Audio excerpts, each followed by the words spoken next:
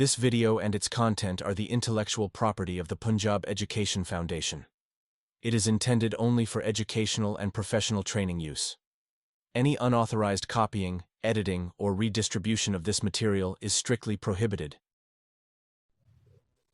اعوذ باللہ من الشیطان الرجیم بسم اللہ الرحمن الرحیم۔ معزز اساتذہ کرام اور عزیز طلباء و طالبات، میں آپ کا اردو کا معلم ہوں اور ہم اردو جماعت چہارم اور سبق نمبر 1 حمد کے متعلق پڑھنے جا رہے ہیں۔ حمد ایک ایسی نظم ہوتی ہے جس میں اللہ تعالیٰ کی بڑائی، عظمت اور اس کی نعمتوں کا ذکر کیا جاتا ہے۔ یہ نظم شکر گزاری، محبت، عقیدت اور عبادت کا اظہار ہوتی ہے۔ جماعت چہارم کے اسباق میں شامل یہ نظم بچوں کو اللہ تعالیٰ کے احسانات کی پہچان کرواتی ہے اور ان میں شکر، عبادت اور عاجزی کا جذبہ پیدا کرتی ہے۔ سب سے پہلے بچوں کے لیے ایک چھوٹا سا حمد کا شعر کہ خدا سب کا خالق ہے، کونوں مکان میں یہ گلکاریاں جس قدر ہیں جہاں میں، فلک چاند سورج یہ روشن ستارے، پہاڑ اور دریا یہ دلکش نظارے، پہاڑوں سے گرتے ہیں پانی کے دھارے، کہ شبنم نے پھولوں کے چہرے نکھارے۔ جی ہاں عزیز طلباء و طالبات اور معزز اساتذہ کرام، سب سے پہلے اس حمد کو درست تلفظ کے ساتھ، لے کے ساتھ اور آہنگ سے پڑھنا انتہائی ضروری ہے تاکہ بچوں کے اندر بھی اس نظم کو اسی لے اور اسی آہنگ سے پڑھنے کا جذبہ پیدا ہو۔ اور نظم کا تعارف یہ ہے کہ یہ ایک خوبصورت نظم ہے جو اللہ تعالیٰ کی عظمت اور مہربانیوں کا ذکر کرتی ہے۔ یہ نظم بچوں کی ذہنی سطح کے مطابق سادہ اور مؤثر الفاظ میں بیان کی گئی ہے تاکہ بچے اس نظم سے سبق حاصل کر سکیں اور اللہ تعالیٰ کے قریب ہو جائیں۔ اس نظم میں شاعر نے اللہ تعالیٰ کی بنائی ہوئی چیزوں کا ذکر کیا ہے، جیسا کہ سورج کا ذکر ہے جو روشنی دیتا ہے، چاند کا ذکر ہے کہ یہ رات کو آتا ہے اور ٹھنڈی روشنی بکھیرتا ہے، ستارے جو آسمان کو خوبصورت بناتے ہیں، درخت جو پھل، سایہ اور آکسیجن فراہم کرتے ہیں، یہ مختلف جو موسم ہیں جن میں جاڑا ہے، گرمی ہے، بہار ہے اور یہ برسات ہے، ان تمام موسموں کے اپنے فوائد ہیں۔ پانی جو زندگی کے لیے ضروری ہے، پھول جو خوشبو دیتے ہیں، پہاڑ جو زمین کی خوبصورتی اور مضبوطی کی علامت ہوتے ہیں، جانور اور پرندے جو قدرت کا حسن بڑھاتے ہیں، انسان جسے اللہ نے سب سے زیادہ عزت دی، اس کے اعضاء بھی اللہ تعالیٰ نے بنائے ہیں۔ شاعر یہ بتاتا ہے کہ اللہ تعالیٰ نے یہ سب چیزیں انسان کی خدمت کے لیے پیدا کی تاکہ انسان ان سے فائدہ اٹھا سکے اور اللہ کا شکر ادا کرے۔ معزز اساتذہ کرام، اگلا جو مرحلہ ہے وہ نظم کا مرکزی خیال ہم نے بیان کرنا ہے۔ مرکزی خیال نظم کا اصل پیغام یا مقصد ہوتا ہے۔ شاعر کیا کہنا چاہ رہا ہے، نظم سے ہمیں کیا سیکھنے کو ملا، یہی نظم کا مرکزی خیال ہوتا ہے۔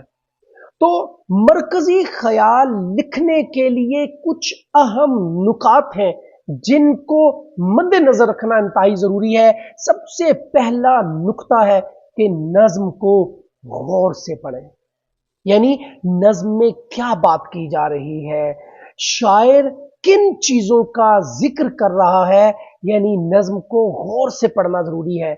دوسری چیز کہ ہر بند کا مطلب سمجھنے کی کوشش کریں، یعنی شعر یا بند کا مفہوم سمجھیں اور کیا وہ کسی خوبی، نصیحت یا خوبصورت منظر کی بات کر رہا ہے، اس بات کو سمجھیں۔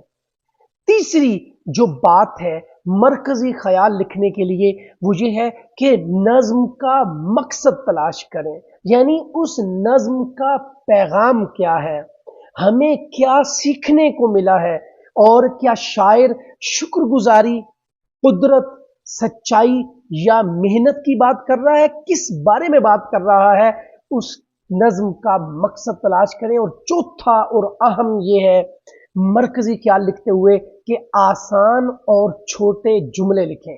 جماعت چہارم کے بچے 2 سے 3 لائنوں میں مرکزی خیال لکھ سکتے ہیں، یہ بڑی ہی اہم بات ہے۔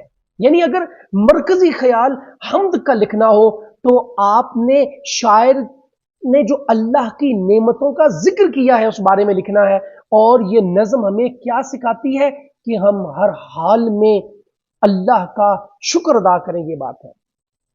تو اس ذریعے سے ہم بچوں کو سکھا کیا سکتے ہیں کہ نظم کو آواز کے ساتھ پڑھائیں، تصویری انداز میں سمجھائیں، اور اس کے ساتھ ساتھ جو یاد رکھنے والی باتیں ہیں مرکزی خیال کے بارے میں، کیا کرنا ہے اور کیا نہیں کرنا ہے، اس کی ایک چیک لسٹ ہے جو 3 باتیں میں آپ سے شیئر کر رہا ہوں۔ پہلی بات جو ہے، جو کرنے والی بات ہے، آسان الفاظ میں مرکزی خیال لکھنا ہے، اور جو نہیں کرنے والا مشکل یا بہت زیادہ ادبی زبان سے پرہیز کرنا ہے۔ دوسرا جو کرنے والی بات ہے کہ مرکزی خیال کو 2 سے 3 لائنوں میں لکھنا ہے اور زیادہ ڈیٹیل نہیں لکھنی ہے۔ اور تیسری جو کرنے والی بات ہے کہ نظم کا پیغام لکھنا ہے اور بار بار ایک ہی الفاظ یا ایک ہی مفہوم کو ریپیٹ نہیں کرنا ہے، اس کا اعادہ نہیں کیا جانا ہے۔ اب ہم آتے ہیں حمد کا مرکزی خیال کیا ہونا چاہیے، یعنی پہلے میں نے آپ کو بتایا کسی بھی نظم کا مرکزی خیال کیسے لکھا جاتا ہے، اور اب میں آپ کو بتانے جا رہا ہوں کہ اس نظم کا مرکزی خیال کیا ہے۔ اللہ تعالیٰ کی نعمتیں بے شمار ہیں، ہر چیز جو ہماری زندگی کو آسان بناتی ہے وہ اللہ تعالیٰ کی عطا کردہ ہے۔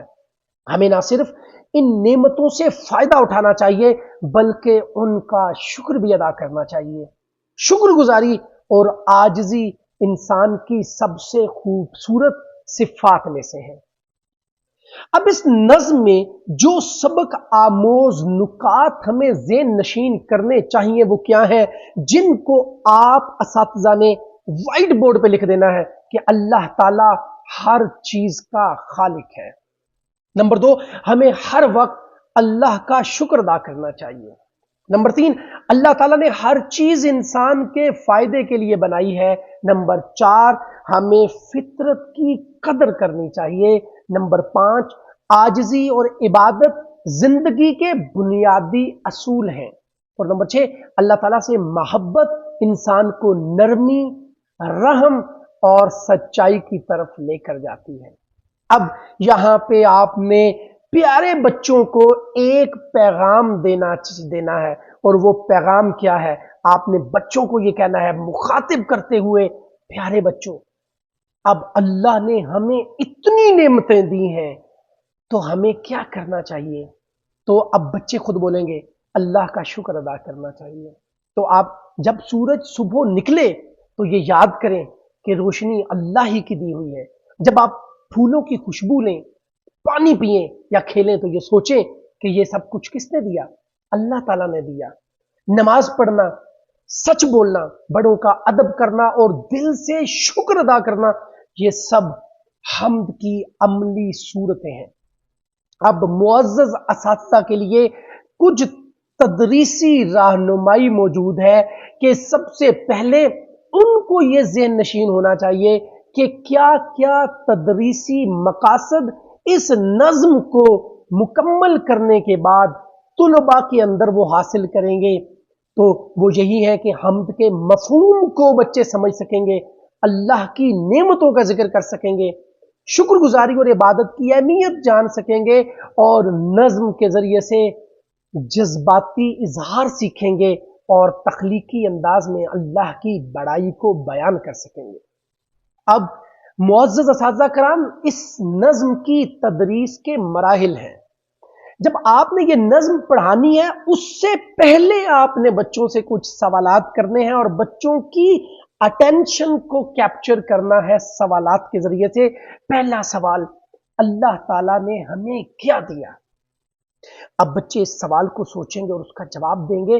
دوسرا سوال، ہم اللہ کا شکر کیسے ادا کر سکتے ہیں؟ اور تیسرا سوال، کیا آپ نے کبھی کوئی اللہ کی تعریف پر مبنی نظم پڑھی ہے؟ تو اب بچے اس کا جواب دیں گے اور یوں کیا ہوگا کہ بچے اس نظم اور اللہ کی نعمتوں کے ساتھ انوالو ہوں گے۔ تو پھر آپ نے ساتھ ہی ایک سرگرمی کروانی ہے۔ آپ کے پاس کچھ تصاویر ہوں گی، کچھ اخبار سے آپ نے کاٹی ہوئی جو نیچرل سینز ہوں گے، فطری مناظر ہوں گے، وہ آپ نے بچوں کو دکھانے ہیں۔ سورج، چاند، درخت، پھول، پہاڑ ان تصاویر میں نظر آ رہے ہوں گے اور آپ نے بچوں سے یہ سوال کرنا ہے، پیارے بچوں، ان تصاویر میں ہمیں کیا کیا نظر آ رہا ہے؟ تو بچے بتائیں گے تصاویر میں سورج نظر آ رہا ہے، یہ دن کو نکلتا ہے، یہ چاند نظر آ رہا ہے، یہ رات کو نکلتا ہے، یہ درخت نظر آ رہے ہیں، یہ ہمیں پھل دیتے ہیں، یہ پھول ہیں جن کی خوشبو ہم سونگھتے ہیں۔ اور پھر آپ نے دوسرا سوال کرنا ہے کہ پیارے بچوں، ان چیزوں کا فائدہ کیا ہے؟ اور بچے ان چیزوں کا فائدہ بھی آپ کو بتا پائیں گے۔ دوسرا کام جو آپ نے، ایک کام تھا جو سبق کی تدریس سے پہلے سوالات تھے، پھر آپ نے ایک سرگرمی کروائی، اب تدریس کے دوران کیا کرنا ہے؟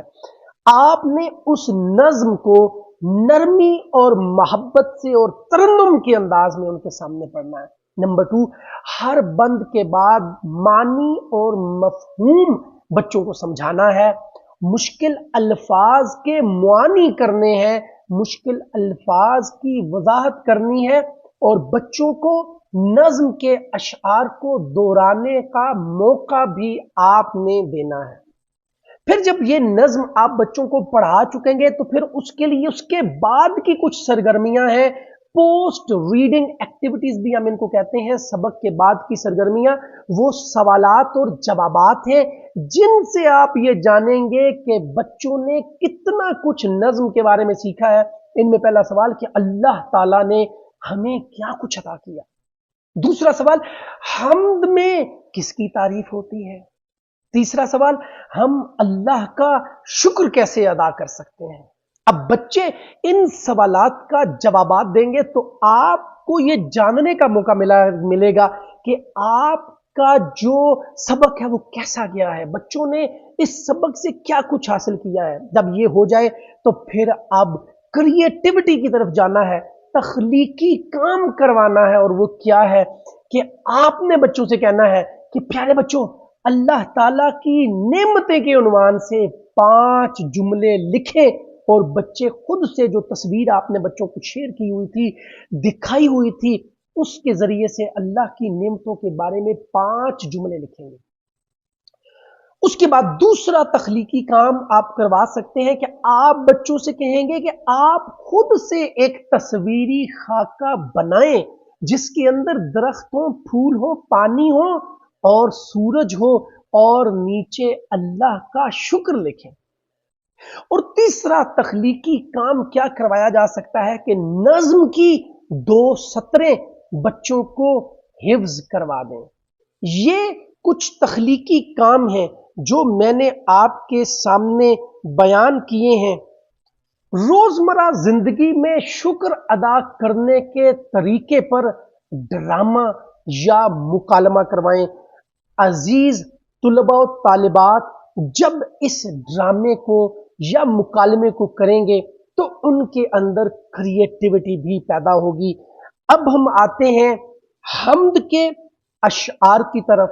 اور ان کی تشریح کی طرف، لیکن ان اشعار کی تشریح سے پہلے میں ایک بڑی اہم بات کی طرف آپ کی توجہ دلواؤں کہ اس حمد کو سب سے پہلے اساتذہ آپ نے خود درست تلفظ، لے اور آہنگ سے پڑھنا ہے، اور پھر ان کی تشریح کرنی ہے۔ جو چیز خدا نے ہے بنائی اس میں ظاہر ہے خوش نمائی۔ اب اس جو شعر ہے اس کی تشریح سے پہلے سب سے پہلے آپ نے اس شعر کو نثر میں تبدیل کرنا ہے۔ جی ہاں معزز اساتذہ کرام، پہلا کام اس شعر کو آپ نے نثر میں تبدیل کرنا ہے، اور اب اس کو اگر میں نثر میں تبدیل کروں گا تو کیا ہوگا؟ خدا نے جو چیز بنائی ہے اس میں خوش نمائی ظاہر ہے۔ اب یہ خوش نمائی کیا ہے؟ خوبصورتی ہے، ٹھیک ہے؟ تو اب اس کی تشریح کیسے ہوگی؟ اس شعر میں شاعر اللہ تعالی کی تعریف بیان کرتے ہوئے کہتے ہیں کہ اس دنیا کو اللہ تعالیٰ نے بنایا ہے، اس دنیا کی تمام چیزوں میں خوبصورتی ہے۔ اللہ تعالیٰ نے دنیا کی تمام چیزوں کو انسانوں کے لیے بنایا ہے، اور ان چیزوں میں خوبصورتی عیاں ہے۔ معزز اساتذہ کرام، نظم کی تشریح بڑا اہم عمل ہے، زبان کو سیکھنے کے لیے انتہائی اہم ہے۔ نظم کی تشریح کرتے ہوئے جو خیال رکھنے والی باتیں ہیں ان کو نوٹ کریں، مدرجہ ذیل ہے۔ نمبر 1 پہ ہے، پہلی بات، نظم کو مکمل اور غور سے پڑھنا ہے۔ کیوں پڑھنا ہے؟ تاکہ شاعر کا مقصد سمجھا جا سکے۔ نمبر 2، شعر کو مکمل نقل کریں۔ یہ میں پہلے بھی بتا چکا ہوں کہ شعر کو نثر کے انداز میں ایک دفعہ ضرور لکھ لیا جائے۔ تیسری عام بات، آسان الفاظ میں مفہوم لکھ لیں، یعنی ہر شعر یا بند کا مطلب سادہ اور آسان زبان میں لکھیں تاکہ بچوں کو سمجھ آ سکے۔ نمبر 4، شاعر کیا کہنا چاہ رہا ہے۔ سوچیں کہ شاعر اس بند یا شعر میں کون سا پیغام دے رہا ہے یا کس بات کو واضح کر رہا ہے، اس بات کو سمجھنے کی کوشش کریں۔ 5ویں بات تشریح کرتے ہوئے یہ ہے کہ نظم کا پس منظر ذہن میں رکھیں۔ بہت عام بات، نظم کس موضوع پر لکھی گئی ہے؟ اگر خداوند کریم کے بارے میں ہے، آپ کی نعمتوں کے بارے میں ہے جو اللہ نے ہمیں دی ہیں، تو اللہ کی قدرت ذہن میں رکھیں، شکر گزاری ذہن میں رکھیں، محنت ذہن میں رکھیں، صداقت ذہن میں رکھیں۔ اور 6ٹھی بات جو آپ نے تشریح مختصر ہو لیکن جامع ہو۔ معزز اساتذہ، ضرورت سے زیادہ لمبی وضاحت سے گریز کرنا ہے، صرف وہ بات لکھنی ہے جو شعر کے معنی سے متعلق ہو۔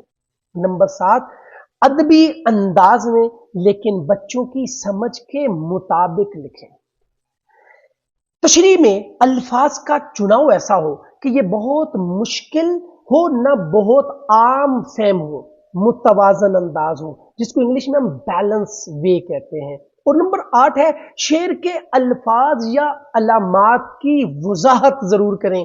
اگر شعر میں کوئی مشکل لفظ ہو، اس کا معنی، جیسے خوش نمائی کو میں نے آپ کو بتایا خوبصورتی، اگر شعر میں کوئی تشبیہ آ رہی ہو، کوئی استعارہ آ رہا ہو یا کوئی علامت آ رہی ہو تو اس کی وضاحت لازمی کریں۔ نمبر 9 پہ ہے، مرکزی خیال سے جڑا ہوا ربط پیدا کریں، یعنی ہر شعر کی تشریح کو نظم کے مجموعی مرکزی خیال سے مربوط رکھیں، اس سے جوڑیں۔ اور جو 10واں اور آخری جو بات ہے، اگر نظم کوئی نصیحت یا پیغام دے رہی ہو تو اس کو آخر میں واضح طور پر لکھیں، یعنی اخلاقی سبق یا پیغام آخر میں ضرور لکھنا ہے۔ معزز اساتذہ، میں نے آپ کو بتایا کہ نظم کی تشریح کرتے ہوئے کن کن باتوں کا خیال رکھنا ہے۔ تو اب ہم حمد کے دوسرے شعر کی طرف آتے ہیں۔ ہر چیز کی ہے ادا نرالی، हिकमत से नहीं है कोई खाली। मुअज़्ज़ज़ असातिज़ा, चीज का मानी है शय और निराली कहते हैं अजीब को। हिकमत का मतलब होता है दानाई। तो अब सबसे पहले इस शेर को हम नस्र में तब्दील करते हैं। हर चीज की अदा निराली है, कोई हिकमत से खाली नहीं है। अब इसकी तशरीह करनी है तो तशरीह में सबसे पहले जो जुमला है वो यही होगा कि इस शेर में शायर इस्माइल मेरठी अल्लाह ताला की बनाई हुई चीजों की तारीफ करते हुए कहते हैं कि इस दुनिया में अल्लाह ताला ने जितनी चीजें बनाई हैं, हर चीज का कोई ना कोई फायदा जरूर है और हर चीज दूसरी चीज से मुख्तलिफ है। इस दुनिया में कोई भी चीज निकम्मी या बेकार नहीं है। हर चीज को बनाने के पीछे कोई ना कोई मकसद जरूर है। तीसरा शेर, मुअज़्ज़ज़ असातिज़ा, तारों भरी रात क्या बनाई, तारों भरी रात क्या बनाई, दिन को बख्शी अजब सफाई। अब इस शेर को नस्र में तब्दील करना है। रात क्या तारों भरी बनाई है और दिन को अजब सफाई बख्शी है। इस शेर की तशरीह करते हुए आपने लिखना है कि इस शेर में शायर इस्माइल मेरठी रात की खूबसूरती और दिन के उजाले की तारीफ करते हुए कहते हैं कि अल्लाह ताला ने रात बनाई तो आसमान को खूबसूरत सितारों से सजा दिया। अगर सितारे ना होते तो रात को आसमान बहुत खौफनाक लगता। दिन को सूरज से सजा दिया जो हर चीज को रोशन और साफ दिखाता है। इन सब चीजों के बनाने में अल्लाह ताला की कुदरत कार फरमा है। दिन और रात के आने जाने में अल्लाह ताला की हिकमत है, अल्लाह ताला की दानाई पोशीदा है। चौथा शेर इस नज्म का, जाड़ा, गर्मी, बहार, बरसात। अब यहां पे सक्ता का इस्तेमाल है और आपने बच्चों को भी ये कहना है कि थोड़ा सा तवक्कुफ करना है। सक्ता में रुका जाता है। जाड़ा, गर्मी, बहार, बरसात, हर रुत में नया समा, नई बात। अब यहां पे मुश्किल अल्फाज के मानी, जाड़ा का मतलब है सर्दी, सर्दी का मौसम। उसके बाद रुत है, रुत का मतलब होता है मौसम। उसके बाद समा, समा का मतलब होता है नजारा। तो अब इस शेर को नस्र में तब्दील करते हैं। गर्मी, जाड़ा, बरसात, बहार, हर रुत में नई बात और नया समा है। अब इसकी तशरीह क्या होगी? इस शेर में शायर मौसमों की तारीफ करते हुए बयान करते हैं कि अल्लाह ताला ने हमें सर्दी, गर्मी, बहार, बरसात जैसे मौसम अता किए। अगर पूरा साल एक ही मौसम रहता तो लोग मौसम से बेजार हो जाते। हर मौसम का अपना मजा है। गर्मियों में आम, खरबूजा, तरबूज, आलू बुखारा जैसे फल आते हैं। सर्दी में खुश्क मेवे खाने का अपना मजा है। बहार में रंग रंग के फूल खिलते हैं और मौसम निहायत खुशगवार होता है। बरसात के मौसम में बादल, ठंडी हवा और बारिश का अपना लुत्फ है। हर मौसम का अपना अंदाज और खूबसूरती है। हर मौसम ही बहुत अच्छा है। तो ये तशरीह हुई। उसके बाद जो शेर है, जाड़े से बदन है थर थराता, जाड़े से बदन है थर थराता, हर शख्स है दिन में धूप खाता। अब सबसे पहले हमने मुश्किल अल्फाज के मुआनी करने हैं। जाड़े का मतलब सर्दी का मौसम है, थरथराता का मतलब है कांपता। उसके बाद अब इस शेर को नस्र में तब्दील करते हैं।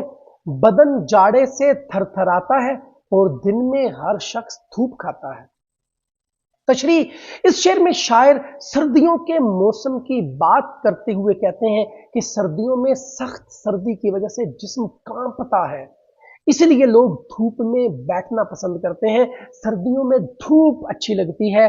सूरज अल्लाह ताला की नेमत है जो रोशनी के साथ साथ हमें हरारत भी देती है। क्या खूबसूरत अंदाज है शायर का। जो अगला शेर है, फूटी नई कोंपलें शजर में, फूटी नई कोंपलें शजर में, एक जोश भरा हुआ है सर में।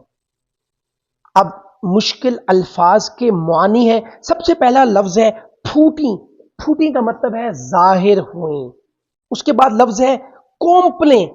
कोंपलें का मतलब होता है वो छोटी पत्तियां जो ताजा ताजा फूटी हुई हो। उसके बाद है जोश। जोश का मतलब होता है वलवला। अब इसको नसर में तब्दील करते हैं। शजर में नई कोंपलें फूटी और सर में एक जोश भरा हुआ है। इस शेर की तशरीह करते हैं। इस शेर में शायर कहते हैं कि मौसम सरमा में सारे पत्ते झड़ जाते हैं, उसके बाद बाहर का मौसम आता है, दरख्तों पर नन्हे नन्हे पत्ते निकलते हैं, क्यारियों में नन्हे नन्हे फूल खिलते हैं, लोगों में अजीब सा जोश नजर आता है। ये मौसम लोगों को बहुत अच्छा लगता है। लोग सैरो तफरी करते हैं। इस मौसम में बागों में बाहर आ जाती है, फूलों की नुमाइश लगती है। इस मौसम से लोग बहुत लुत्फ अंदोज होते हैं। अगला शेर है, गर्मी ने जमी को तपाया, भाने लगा हर किसी को साया। अब मुश्किल जो लफ्ज इसमें इस्तेमाल हुए हैं, तपाया। तपाया का मतलब है गर्म किया, और भाने लगा मतलब पसंद आने लगा। अब इस शेर को नसर में तब्दील करना है कि जमीन को गर्मी ने तपाया है और हर किसी को साया भाने लगा है। तशरीह, इस शेर में शायर ने गर्मियों के मौसम की खसूसियात बयान की हैं। मौसम गर्मा शुरू होते ही सूरज आग बरसाने लगता है। वो सूरज जो सर्दियों में अच्छा लगता है वही गर्मियों में तपाने लगता है। लोग साया ढूंढते हैं, जानवर भी दरख्तों के नीचे साए में आराम करते हैं, परिंदे पानी की तलाश में इधर उधर फिरते हैं। गर्मी से जमीन तप रही होती है, इसलिए हर कोई साया में जाना चाहता है। अगला शेर है, बरसात में दिल हैं बादलों के, ठंडी ठंडी हवा के झोंके। इस को नस्र में तब्दील करते हैं कि बादलों के दिल बरसात में हैं और झोंके ठंडी ठंडी हवा के हैं। इसकी तशरीह, इस शेर में शायर ने बारिश के मौसम की तारीफ की है। शदीद गर्मियों में बरसात का मौसम एक नेमत लगता है। बरसात में बादलों के गोल आते हैं, बाजों का काली घटाएं आती हैं। इन बादलों के साथ ठंडी ठंडी हवा के झोंके आते हैं जो दिल को खुश करते हैं। लोग बारिश में नहाते हैं। गर्ज हर मौसम का अपना ही एक मजा है। इस नज्म का आखिरी शेर है, हर शय उसने बनाई नादिर, बेशक है खुदा कवियो कादिर। माशाल्लाह, बहुत खूब। और शय का मतलब है चीज, नादिर का मतलब है नायाब, अनमोल, अनोखी। और उसके बाद कवि का मतलब है ताकतवर और कादिर का मतलब है कुदरत वाला। अब इस शेर को नस्र में तब्दील करते हैं कि उसने हर शय नादिर बनाई है, खुदा बेशक कवियो कादिर है। तशरीह, इस शेर में शायर कायनात में मौजूद तमाम जानदारों और चीजों का जिक्र करते हुए कहते हैं कि इस कायनात में मौजूद तमाम चीजें काम की हैं, अनमोल हैं। अल्लाह ताला ने कोई भी चीज बेकार नहीं बनाई, हर चीज नायाब है। कायनात पर गौर फिक्र करने से यकीन हो जाता है कि अल्लाह ताला निहायत ताकतवर है, वो हर चीज पर कुदरत रखता है, उसी ने दुनिया का तमाम निजाम संभाला हुआ है। तशरीह के बाद इस सबक नज्म की मश्क जो है वो शुरू होती है। सबसे पहले मुश्किल अल्फाज के मुआनी है जो मैंने आपको करवा दिए हैं। उसके बाद कालम अल्फ को कालम बे से मिलाना है, जिसमें हर चीज की है अदा निराली, इसको आपने मिला देना है। हिकमत से नहीं है कोई खाली, जाड़े से बदन है थरथराता, इसको मिला देना है। हर शख्स है दिन में धूप खाता। और इस तरह कालम अलफ और बे मिल जाएंगे। जब बच्चों को इतने खूबसूरत अंदाज से आप नज्म करवा देंगे तो फिर बच्चे खुद ब खुद से कालमों को आपस में मिला देंगे। उसके बाद मुख्तसर सवालात के जवाबात हैं, ये आपने बच्चों ही से पूछने हैं اور بچے ہی آپ کو بتائیں گے کہ کس طریقے سے وہ ان کا جواب دینا چاہتے ہیں۔ اس کے بعد لفظوں کا کھیل ہے جس میں آپ نے لام کا استعمال کرنا ہے، دال کا استعمال کرنا ہے اور رے کا استعمال کرنا ہے۔ تو جب لام لگائیں گے تو آپ اس میں لفظ بنے گا کھولیں، اور جب لام لگے گا سینٹر میں تو لفظ بنے گا بولیں۔ اسی طرح جب دال لگے گا تو قادر اور نادر۔ اسی طرح جب رے لگے گا تو جو لفظ بنیں گے وہ بنیں گے گھوڑے اور جوڑے۔ اس کے بعد آگے قواعد سیکھیں اور اس کے اندر الفاظ اور متضاد کو آپ نے متعلقہ کالم میں لکھنا ہے۔ معزز اساتذہ، متضاد الفاظ جو ہیں یہ آپ نے بچوں کو بتانے ہیں کہ یہ الٹ ہوتے ہیں ایک دوسرے سے، یعنی اچھا اس کا جو متضاد ہوگا وہ برا ہوگا۔ تو یہ ایک چیز ہے جس کے ذریعے سے آپ نے اس کے لیے ایک سرگرمی بھی کروائی جا سکتی ہے کہ ایک بچے کو آپ ایک طرف کھڑا کریں، دوسرے بچے کو دوسری طرف کھڑا کریں، ایک بچے کے ہاتھ میں آپ فلیش کارڈ دیں اچھا اور دوسرے بچے کے ہاتھ میں فلیش کارڈ دیں برا۔ تو اب آپ بچوں سے پوچھیں کیا یہ دونوں ایک جیسے ہیں، تو وہ کہیں گے نہیں سر یہ الٹ ہے، تو آپ کہیں گے الٹ جو ہوتا ہے اس کو متضاد بولتے ہیں۔ تو یہاں آپ کے مشق کے اندر جو متضاد الفاظ ہیں جن میں دن رات محنت کرنے والے لوگ کامیابی حاصل کرتے ہیں، تو یہاں پہ آپ بچوں کو بتائیں گے کہ جو متضاد ہے وہ دن رات ہے۔ تو وہ بچے وہاں پہ اگلے جو کالم میں متضاد الفاظ لکھ دیں گے۔ گرمی ہو یا سردی اسلم چھٹی نہیں کرتا۔ اب گرمی اور سردی یہ دونوں متضاد ہیں۔ پھول کے ساتھ کانٹے بھی ہوتے ہیں، پھول کانٹے متضاد وہاں پہ لکھ۔ زندگی میں خوشی کے ساتھ غم بھی ہوتے ہیں، اب خوشی اور غم دونوں وہاں پہ لکھ دیں گے۔ اور انسان اور حیوان سب اللہ تعالیٰ کی مخلوق ہے، انسان حیوان دونوں وہاں پہ لکھ دیں گے۔ اگلا جو سوال نمبر 7 ہے یہ ہے دیے ہوئے اشعار تلفظ لے اور آہنگ کے ساتھ پڑھیں۔ تو ان کو آپ نے بچوں کی حوصلہ افزائی کرنی ہے کہ بچوں ان کو آپ نے خوبصورت انداز سے پڑھنا ہے۔ سبھی کچھ خدا کا بنایا ہوا ہے، یہ گلشن اسی کا لگایا ہوا ہے، یہ خوش رنگ پھولوں پھل پیارے پیارے، یہ دن اور سورج یہ رات اور تارے، یہ آگ اور مٹی ہوا اور پانی، سبھی کچھ خدا کی ہے مہربانی۔ اس کے بعد مشق میں کچھ نیا لکھیں، تصاویر دی ہوئی ہیں جن کو دیکھ کر بچوں نے 2 جملے لکھنے ہیں۔ معزز اساتذہ، جب اتنا زیادہ آپ بچوں کے ساتھ حمد کے متعلق بات چیت کر چکے ہوں گے تو بچے ان تصاویر کو دیکھ کر ضرور 2 جملے بنا لیں گے، اور آخر میں اپنی پسند کی کوئی اور حمد تلاش کر کے اپنی کاپی میں لکھیں۔ تو معزز اساتذہ، آپ نے بچوں کی حوصلہ افزائی کرنی ہے کہ پیارے بچوں آپ گھر جائیں، آپ اخبار دیکھیں اور وہاں سے کوئی حمد اپنی مرضی سے تلاش کریں، اس کو اپنی کاپی میں لکھیں۔ تو معزز اساتذہ، یہ ہمارا سبق نمبر 1 جماعت چہارم کا حمد کے متعلق تھا۔ اس کی تشریح میں نے آپ کے سامنے رکھی، مرکزی خیال اور اس نظم کو کس طرح سے اس کے تلفظ کو پڑھنا ہے، لے اور آہنگ کے ساتھ پڑھنا ہے، میں نے بڑی تفصیل سے آپ کے سامنے رکھا۔ Thank you very much. السلام علیکم۔